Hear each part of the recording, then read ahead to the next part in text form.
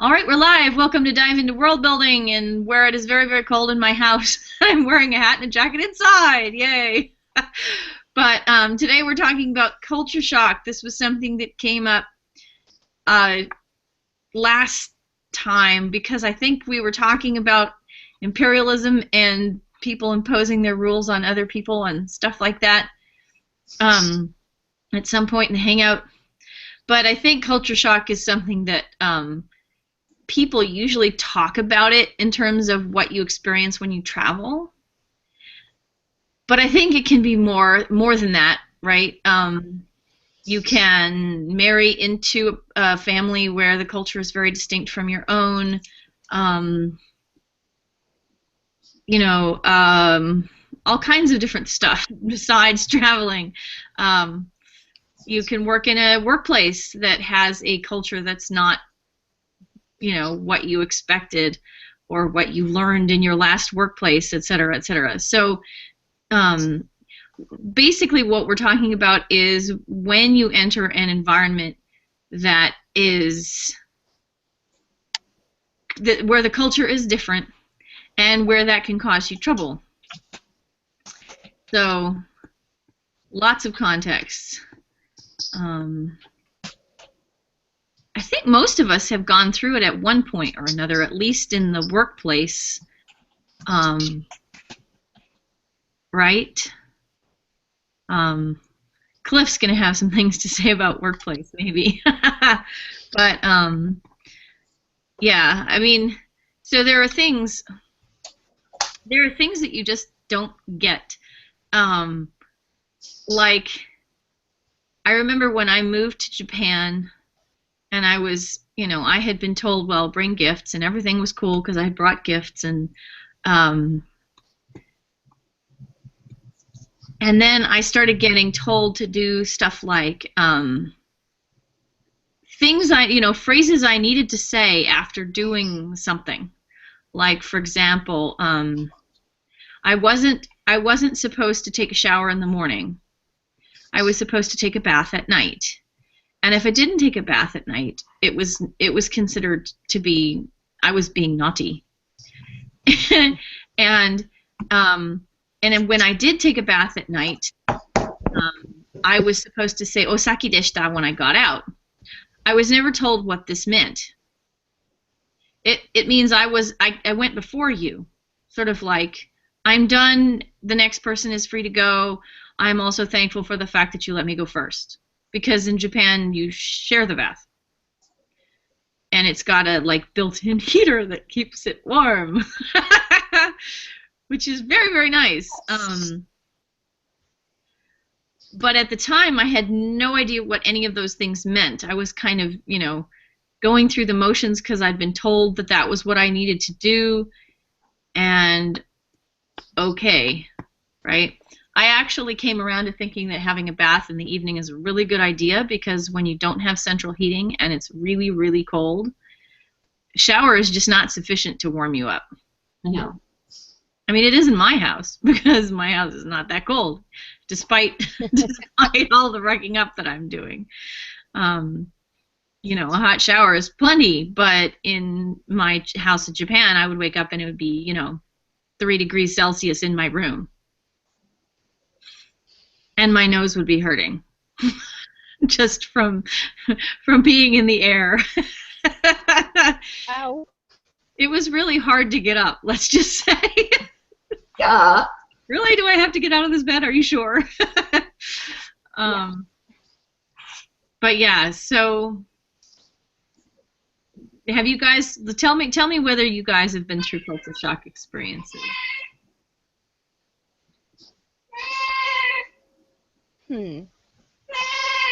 Well, let me start with the workplace one. Okay. Because it did not happen to me. It happened to a coworker, and it did not have a good result. But she was a traditional Muslim from, I want to say Pakistan, but somewhere, where in some branches of Islam, men do not touch women and women do not touch men unless they're close family. Mm-hmm. We also have this in Judaism. And so one of her coworkers who was from India but Hindu tapped her on the shoulder to get her attention, and she completely freaked. Like she assumed that she didn't have to tell anyone that they shouldn't touch her, and she assumed that he should just magically know that tapping her on the shoulder, in a workplace was completely inappropriate, et cetera, et cetera, et cetera. And she wound up, just because she was so unwilling to communicate the difference in expectations, right? Yeah.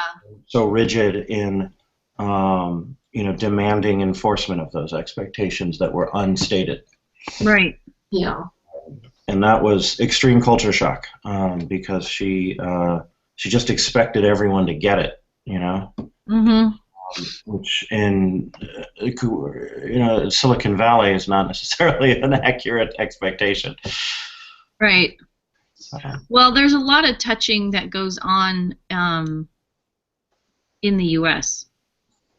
and it's not all male to female or whatever, but it sort of goes across genders in various kinds of ways. Well, we're kind of in the middle, right? Like there's much more touchy-feely countries and there's less touchy-feely countries. Yeah, we are sort of. No. And they tend to do with warmth in a lot of the time, but not obviously all the time, since the Middle East is pretty warm. Warmth, I see. Yeah, like Northern European countries tend to have. I've read studies like they tend to have less touching, casual social touching than Southern European countries, for instance.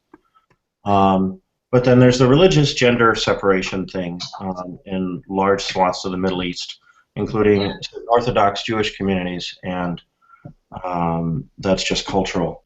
And there's still a lot of touching. It's just not touching between. Okay, do not put the balloon directly in front of Daddy. It's just not touching between people of opposite sex who are not family. Yeah.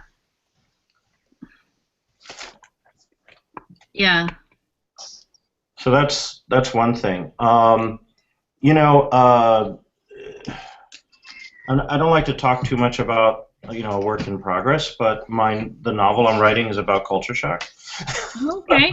Two different species. So I've been thinking about it. There's an initial encounter between a arthropod alien native species on this planet and a human who is there to be a trader, like a merchant. Mm-hmm. And he does all the research he can in advance. Unfortunately, yes, honey. Unfortunately, the research that's published is not very extensive because the planet has just been really contacted. Yeah. Anthropologists have not had much of a chance to dive into the culture of the native population, and so he does an attempted meeting to open trade negotiations. Goes horribly wrong. Because of different expectations, things that he wouldn't have necessarily been able to find out about from the studies that had been published. So, can I ask what kinds of things are causing it to go wrong? Like what parameters we're looking at? Is it touch parameter? Is it? No. It's an expectation in. Well, it's a big one, actually. I'm not sure how much I want to reveal. Again, right. Work in progress. But it's on the level of like how human society is structured versus how arachnid society in this. Well, they're not really arachnids. They look kind of like scorpions crossed with centipedes. How their society is structured. There are certain expectations about communal behavior versus individual behavior, and the humans are much more individualistic, and so they had expectations about a certain the availability for international trade of a certain caste in the native population that was basically an insulting request for them. Right? Okay. I mean, not only insulting, but kind of insulting to the level of like, hello, pleased to meet you. May I sleep with your wife? Kind of thing. Oh, like, I see. Like really insulting. Boundary crossing. Very, very heavy boundary crossing. Yes, there's a balloon up there. I need to get up.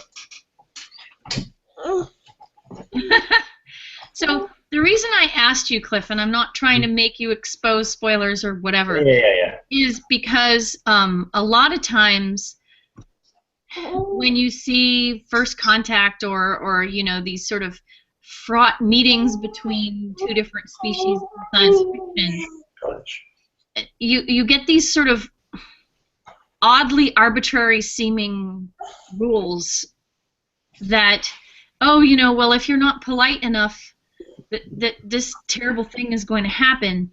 And Well, he was being very polite, right? well, And I he studied understand. the opening. There were formulaic openings to the negotiation, like where you say this and they say this, and the gift exchange. He got all that right.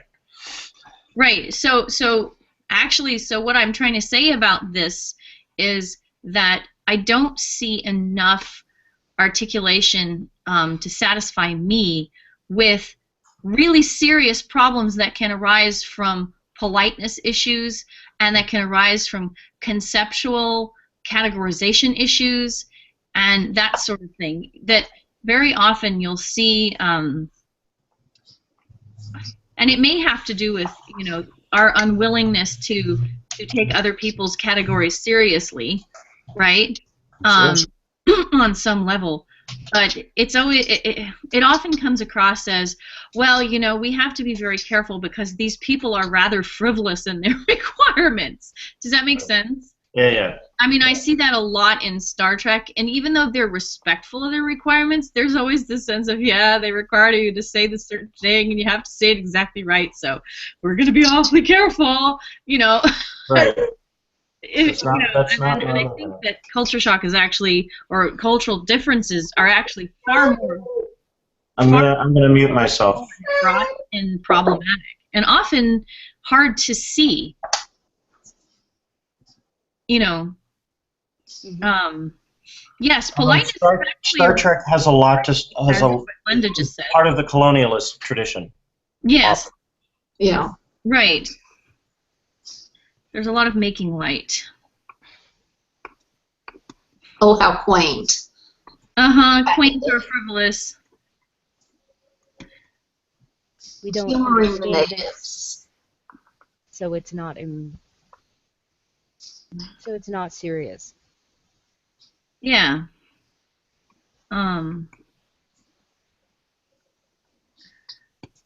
Yeah. And I think, in fact, that that thing you put up in the chat bar, which is, if you're not polite by my standards, then you're being intentionally offensive. That is actually an enormous trap that people don't see a lot of times, and in fact, Yeah.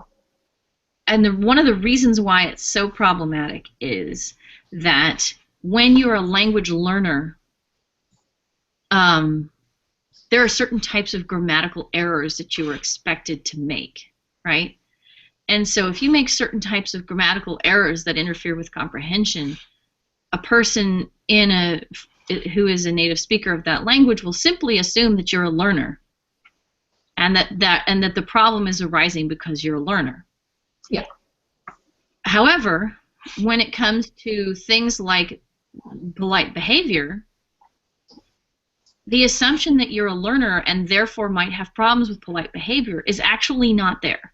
Yeah. Especially when politeness is built into grammar, which it is in Japanese and in many other languages. So the construal of intent is the cause of actually a lot of very serious problems, right? I mean, yeah. For example, with the situation that Cliff was describing, you know, if you're assuming that any man that I don't know from my family who touches me is obviously trying to assault me, is a pretty problematic situation, right? I mean, you don't want to be assuming that if it's not true, but if everything you know has been lined up to make you draw that conclusion, why wouldn't you draw that conclusion, right? I mean, this is one of the reasons why I think learning other languages at a young age is really important, because because it does seem very superficial or obvious or frivolous or whatever it is if you don't have the experience of being in that situation. You know, it's amazing how well people can get along without actually speaking the same language. They can get a lot done. but when it comes some good intentions, to language not quite perfectly, there are a lot of traps. You know. Does it So Yeah, if you make it to FogCon, and they give me a reading slot, which is maybe it'll happen, maybe it won't. I am planning to read the first chapter of the book, which does involve a more humorous miscommunication between another alien species and a human. yeah. Where the human is basically a con artist, and he hacks the alien's expectations so that the alien inadvertently causes himself to be rude, and thus puts him in a vulnerable position within his own culture, because you're never supposed to be rude to customers. I see. Ah. So, it's, Yeah, I think that's interesting too, because when you're not operating by the rules, the consequences can come from many different directions. yes. Not just from the person you're directly speaking to. Yeah, in this case, the consequence would be from his peers if it got out that he was rude to a customer. Yeah. So, anyway, yeah, that was a fun scene to read. And now that I think about it, foreshadows the later miscommunications. Although, really, I didn't write it that way. Stop playing with stuff. See, your back brain knew what it was doing. Apparently, yes, better than me. Well, I mean, so like when I was writing The Liars, which was a story that I had out in 2012 in Analog, I wanted to make sure that the funny little linguistic things we don't understand actually got incredibly serious and were not easily resolved. Right? I wanted to, because often what will happen is I'll have a big complicated scenario and we'll go down a road towards things being really bad, but then, oh, wait a second, suddenly we understand what each other is saying, and that solves the problem. Yet, that doesn't always solve the problem, right? You may suddenly have insight into the situation and realize you've gone down a road where you can't get back, and the consequences are going to be just really, really bad. You know, if you happen to be, for example, in a family and you don't have that family's support, you can be a very, very unhappy person. You know, much less if you get tossed out, literally. Now, fortunately, when I was there and I had a family, the family was arranged for me by my school, and therefore, when things didn't work out with my first family because reasons, they helped me get a different family. But so here's an example, though, of where culture shock can cause a problem, because the first family that I lived with, they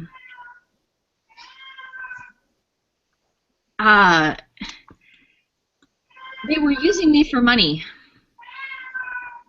Okay. Now, the problem is that you might think that it would be easy to tell if somebody was using you for money, right? But in fact, it was impossible to tell for a very long time. Why? Because I knew that I was in a different culture and that I was following different rules. And so I assumed that the ways in which I was being inconvenienced had something to do with cultural rules that I was unaware of. Yeah. But it had to do with, but they were actually quite serious problems that were making my life quite difficult, like the fact that the family didn't want me to use water at certain times, didn't want me to have a heater in my room, wouldn't allow me to use the air conditioner when it was, 90 degrees and 80% humidity. Right? And so I was going through a lot of physical discomfort, And it was making it hard for me to concentrate on my homework, for example, because my fingers would get numb and it would be really hard for me to work when it was cold. So I would sit at my desk in like all of the blankets that I owned and try to get my homework done. Yeah. And eventually I chatted with somebody else who was in a situation where they were also dealing with this family, and I realized, in fact, that this was not okay. Right? And that I wasn't supposed to be just sitting there and taking it and being miserable all the time. But, as a result, I did have a very, very difficult time. And if I hadn't been the kind of person that I am and gone and gotten remediation and moved to a different family, and I might have just might have left. Yeah. And lost that opportunity in my life, right? Yeah. So, yeah, not to mention it might have made me ill, not to have climate control. So,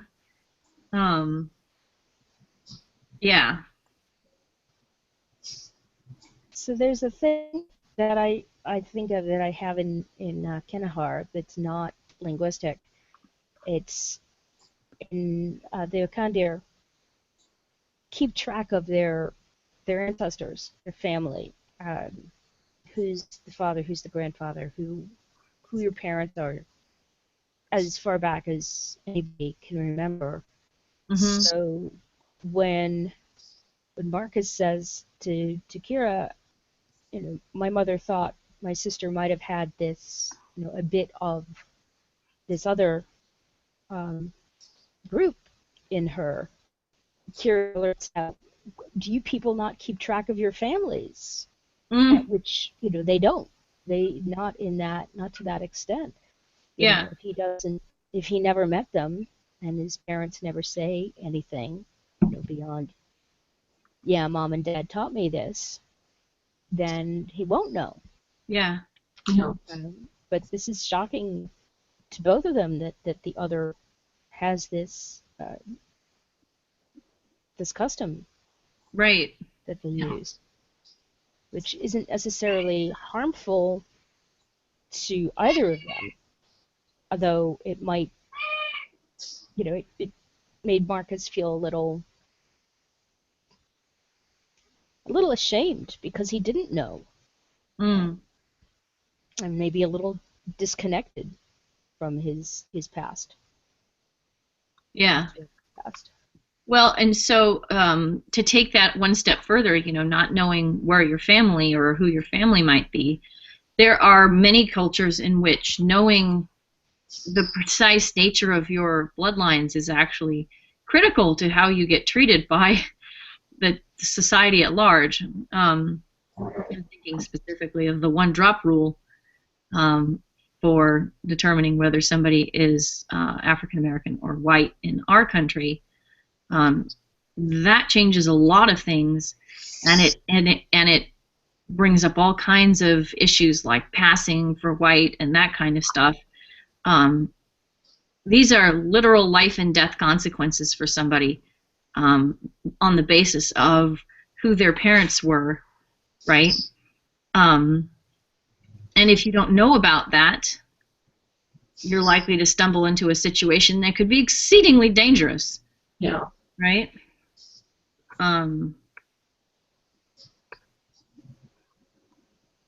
Yeah. So, yeah. I mean, so, yeah. Yeah. If suddenly, I mean, I'm imagining now a situation in which a human being walks into, a situation and is expected to conform to some kind of set of rules that suddenly they realize that under this set of rules they're persona non grata, and they have to get out of there really, really quickly before anybody else finds out,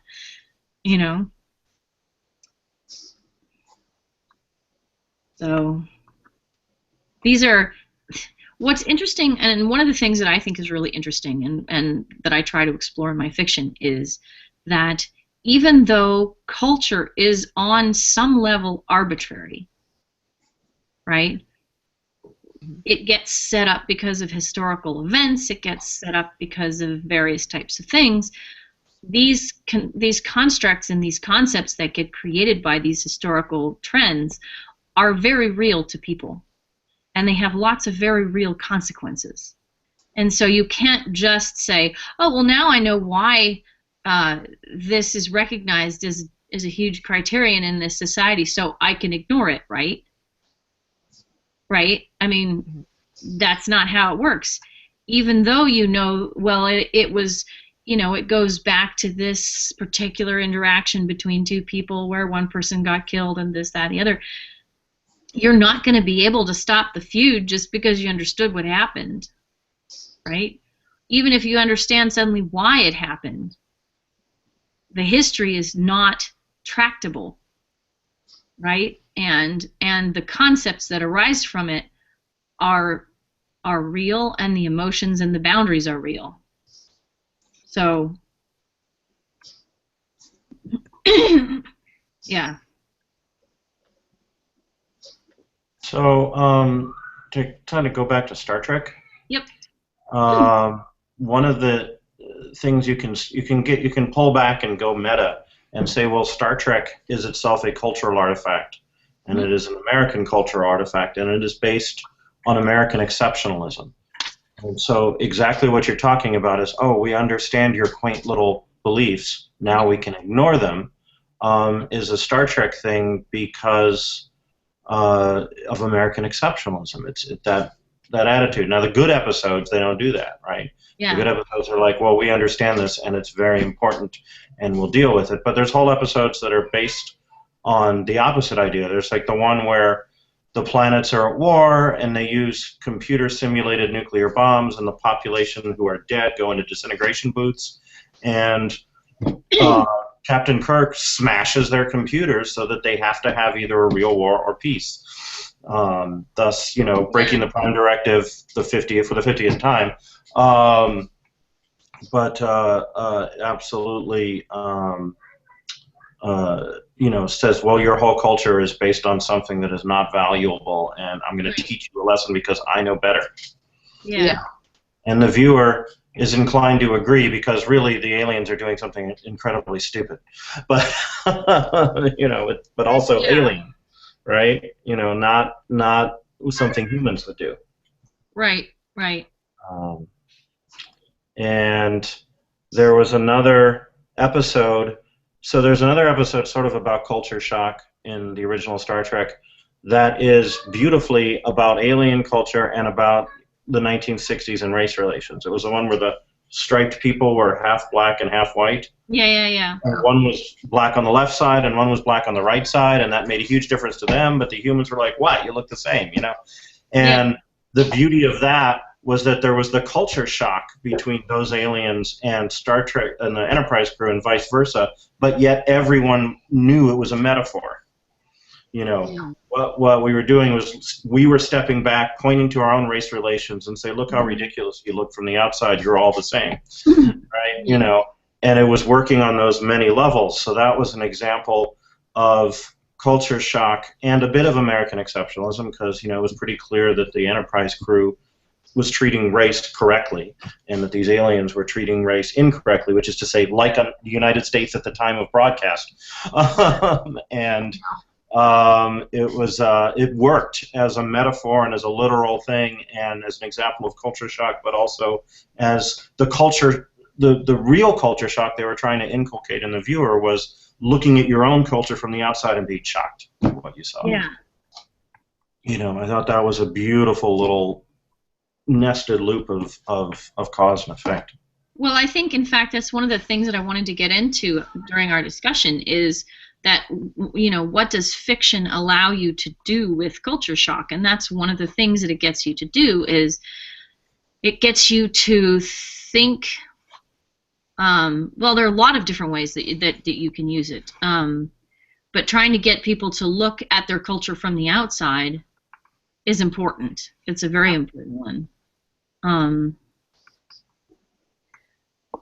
I tend to like to get alien points of view because I think when you are working in an alien point of view, it it stretches your brain.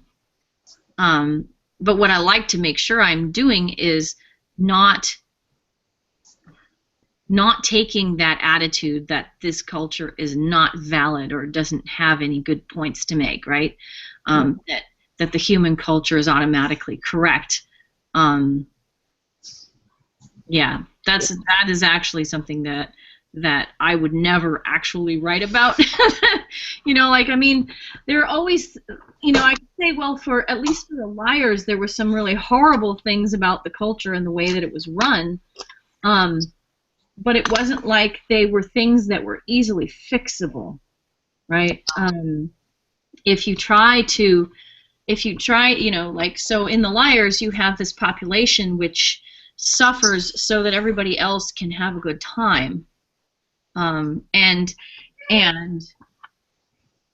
effectively what was going on was that you can't eliminate there's no reasonable way to eliminate the presence of this suffering class, right? You can potentially eliminate a particular individual who you've discovered is suffering a lot, but in order to sort of fix the problem, you actually have to get humans completely out of the equation. Because one of the reasons why the suffering class was suffering so much was because the people of the planet were very, very unhappy due to oppression by a human-run company. And so all of their angst and anger and dismay, etc., at their treatment by the human company was getting shunted off onto psychically onto this particular group of people, and so a lot of them were dying, and so things in the whole culture were getting more and more violent, basically. But the thing that caused the initial imbalance was the arrival of humans to oppress the population as a whole. And so if you want the liars, who are that's the name of the class that suffers, if you want them to suffer less, then you have to make the entire society suffer less. And the best solution for the humans is to get out of there, right? And just leave and just, so you can't, so it's a system. It works in particular ways, and you can't necessarily change it, but you have to change the inputs to it, etc. Yeah. And I'm looking at Morgan's thing here.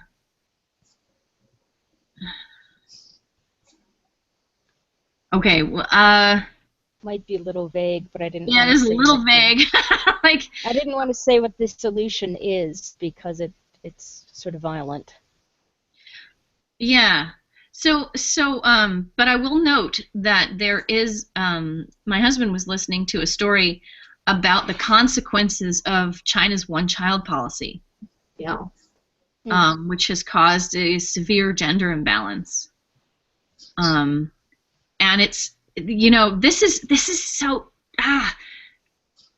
culture is so interesting. Sorry. It's a policy that was put into place, and it has had all kinds of unforeseen consequences, right? But this is how historical events can create these enormous system-wide problems that then are very, very difficult to solve. So you have people who are second children whose existence is not recognized by the government, and therefore they become unable to, receive education services, anything like this, right? And the larger that number of people is, the larger problem you have. And then, of course, there is the interaction of the one-child policy with bias towards male children, which has led to all kinds of selective abortions and infanticide, and it's led to a gender imbalance that's causing enormous problems because there are all these men who can't find anybody to be with, right? So big problems, right? Yeah. And they're a result of a specific thing, but you can't undo that thing, and you can't say, well, you know, now these, like, you know, in the case of people who were second children, okay, I suppose you could change government policy conceivably and bring them in somehow, but the stigma is not necessarily going to be erased, right? Right. And and in the case of, you know, these girls that just don't exist, Yeah. there's no way to bring those girls back. So yeah, I mean, it's very, very complicated how these things happen. You know? Also, I was reading an article that a lot of the vocabulary around family relations is vanishing in mainland China. Words like father's younger brother, father's older Oh brother, yeah, father's older sister, whatever. If the parents don't have siblings, all these words meaning aunt and uncle in very specific ways are just, nobody uses them anymore. yeah, And Right. so the language is permanently changing, even if they, now that they've stopped the one-child policy, even if they somehow get, you know, right. past the stigma, people start having multiple kids, and in 20 years the gender imbalance is addressed, for at least for the younger people, they'll still have the linguistic issues. Yeah. Yeah. So, Yep. so it's a permanent change in the Mhm. culture.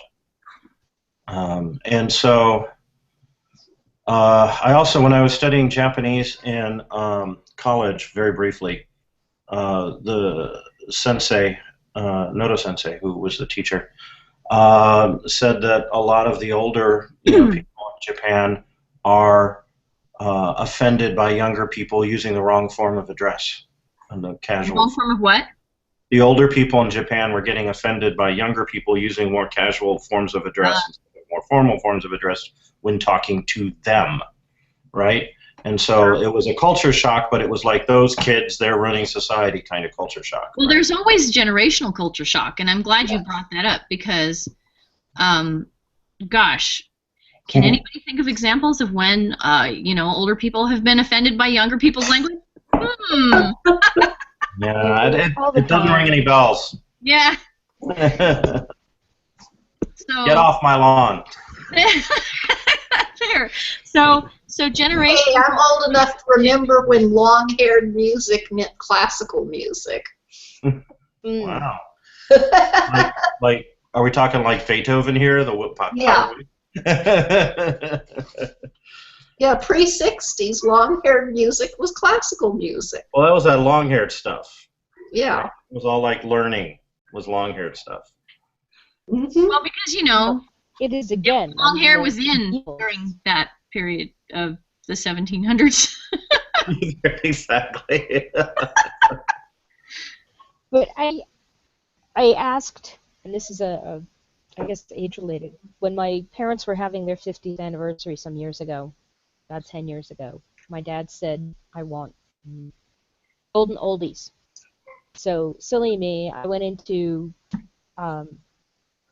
Best Buy, not a music store because I didn't know where music stores are, and I said, "I need some golden oldies." And the kid, and I can't think of another word for him, and the kid said, "Well, over here we have, you know, music from the 70s and the 80s, and here's some from the 90s." And I just looked at him. I was like, no, this is not what I'm looking for. I'm looking for the stuff that my parents listened to in high school and college, and stuff that was classical, well, Yeah. that was old music to them, not, you know, not 18th century, but big band.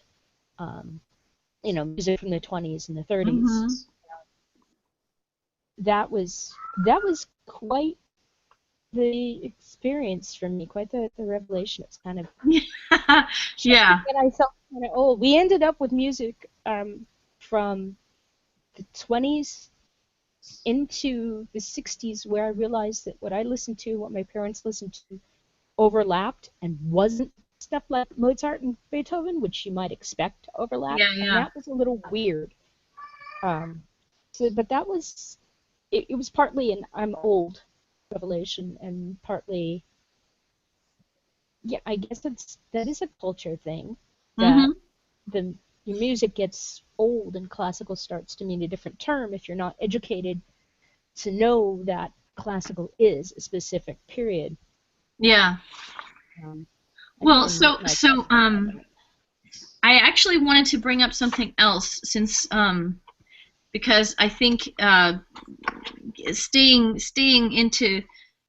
in the realm of talking about fiction, I think is important in this discussion. That culture shock is a really, really great tool for authors, especially authors who are trying to work with aliens, or alien worlds, this kind of thing. Secondary worlds are much, much trickier. Okay. But you can still use culture shock to your advantage. I mean, here's the thing. They call it, I guess they call it the stranger in a strange land scenario. Yeah. If you are going into a story and you have a completely different culture, language, scenario, etc., how do you explain it? Make your POV a stranger. Make your point of view person a stranger. Make them somebody who doesn't know the rules. Yeah, and so yeah, that is a really, really good way to make sure that you have the opportunity to explain the rules. The whole novel Shogun was about this sort of thing. Right? Explaining the rules does not become as you know Bob dialogue. Yeah. If the person that you're dealing with really, really doesn't know the rules. So, yes, you don't know Bob. Yeah. Right. So. And if you're really good, you can also show something about the stranger's culture that he comes from. Right, so you can do that both ways. If you're in a secondary world, you can actually have two people who are from different cultures working with one another. Even though neither one is from your culture, there will still be explanation opportunities that arise. Yeah. So.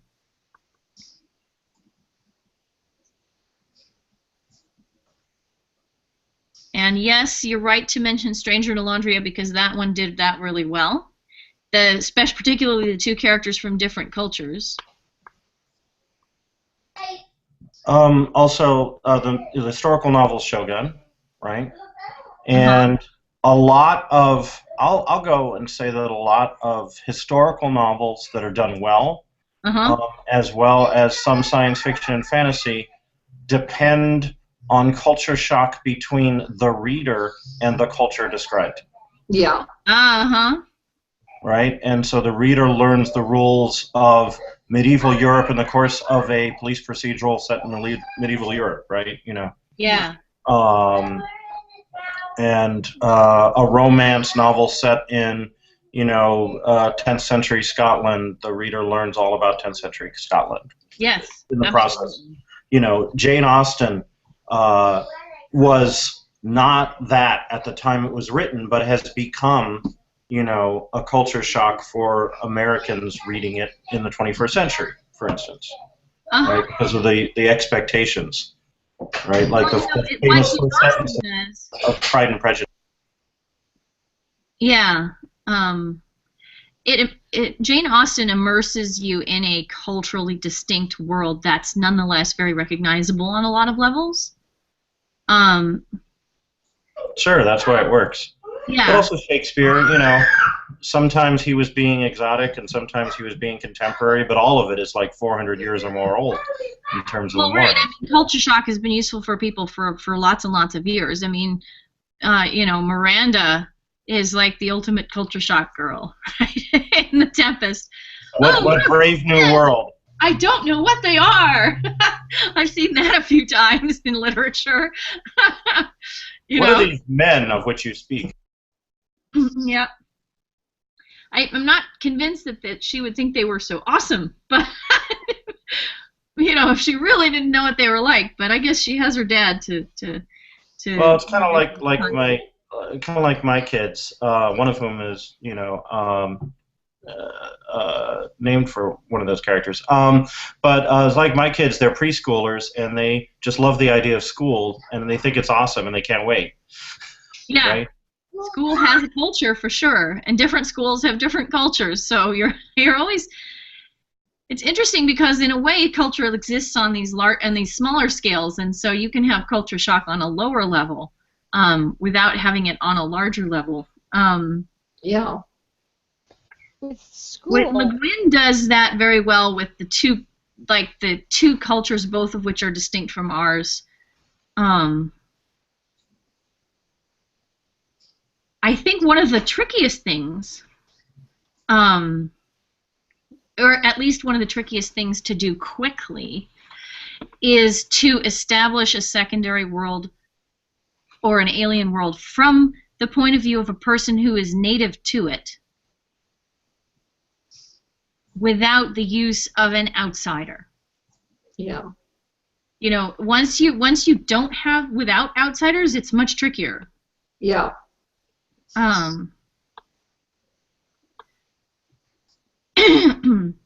And so like this led to a very specific type of authorial decision when I was writing Cold Words, because I had this whole wolf society, you know, alien society based on wolves, but it's not really, it's very loose.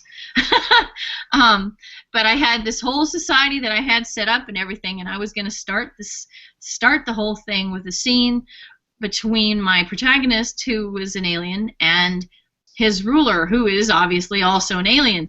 And while that was okay, it was very hard for people to find their way into it.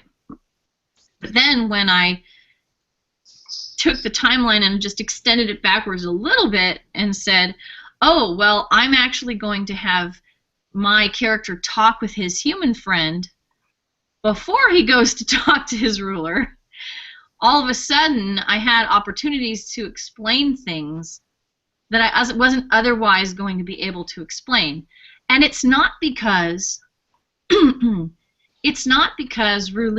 the alien character, is actually actively explaining things to Parker, who is the human character. There is no explaining. I mean, Parker's been there for 7 years, blah-de-blah. But within Ruli's internalization, you have this opportunity to say he's going to be reflecting on why Parker talks a certain way or acts a certain way, you know, and yeah, you know, he's going to have certain types of opinions about, you know, Parker wearing clothes of a particular type, actually clothes at all in this case. Well, I wanted to have the clothes at all thing, but I didn't want to treat it like I'd previously seen it treated. Because a lot of times you'll say, well, you know, clothes are just so stupid or whatever. And you don't see it taken to the next level. So when I did Ruli's comment on Parker's clothes, it was more like, you know,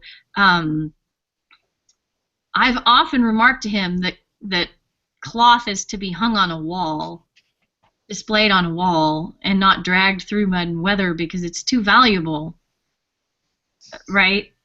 And all that. So it became less about, well, you know, clothes are for doofuses, and more about, you know, why would you wear cloth? Because that stuff's really valuable, and you don't do that with it. You don't just wear it around, right? So I wanted to make sure that I was taking that into a different place, but it was nonetheless very useful in terms of establishing a lot of aspects of Ruli's culture, like the fact that cloth is very difficult to get, right? People don't spend their whole days their whole day weaving, right? And the people that do, it's considered to be really unusual. I mean, because you've got tons and tons of, in this society, you've got tons and tons of dead animals around. And so everybody uses leather for everything. And why would you bother to try to tease out threads and make them into, yeah. Yeah. So anyway, as a technique for opening a story, it's very, very useful. And if you're not working with outsiders, it's much, much more tricky.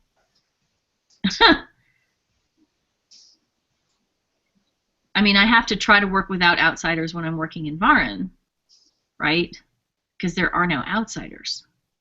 There are only different cultural groups within the society. I mean, so fortunately, you have the ability to work with different cultures no matter where you are. Yeah. Because cultures and subcultures all count, and you can have cultural contrast and cultural shock anywhere you go within the society, as long as you're paying attention to what the subcultures are. So, what were you going to say, Morgan? Oh, about how nudity can be handled. Oh, nudity. Yeah. Yeah. So the comment on the chat is, she has shape changers. Nudity before and after a shift is acceptable, but constant nudity is less so. Yeah, I could see that. There would be more casualness about, oh, I just changed form and lost my clothes. Yeah. Yeah. But I like, I love seeing the exploration of that kind of consequence, right? That's really cool. They also have cubbies if they go out on patrol, for example, in the shifted form. Then in the barracks, as it were, they have cubbies to put their clothes in before they shift. So it's, and it's a controlled shift. Right. So the clothes are there. I haven't actually thought about what happens if they don't actually bother to remove their clothing before shift. So. Cliff's over there in daddy mode. Oh my gosh! So there's another culture shock thing, just to add on to the very, very end, is the culture shock between non-parent and parent. Huge. This happened at work at one point. I was in a meeting, and I said something about poop, and one of my non-parent coworkers was like, yuck, and all the parents were like, I'm like, oh yeah, sorry, I forget when you're a parent. It's exactly. Blasé. And all the other parents in the room nodded like, yeah, it's blasé. Parenthood just makes you a lot earthier. The things that you're willing to talk about completely casually without any kind of compunction become very, very different. And then when you go back out into the world of people who also include non-parents, you're like, oh, I need to watch my tongue. I will appall people if I reveal to them the secrets of my inner club society. Yep. Oh my gosh. Well, I think maybe on that note we should end the discussion. But thank you guys. This is, we didn't even end up getting into, marrying into somebody else's family and all that kind of thing. So let's mark this down as something we should explore again sometime. Yeah. Much as last time. Next week we're going to have a guest, and it is going to be Andrea Stewart. She's going to come and talk to us about her work, and so that should be really, really fun. And it's going to be same time, so Wednesday, 10 a.m. Okay, and look forward to seeing you there, and I'll stop the broadcast. Thank you, guys. This was a great discussion. See you next week.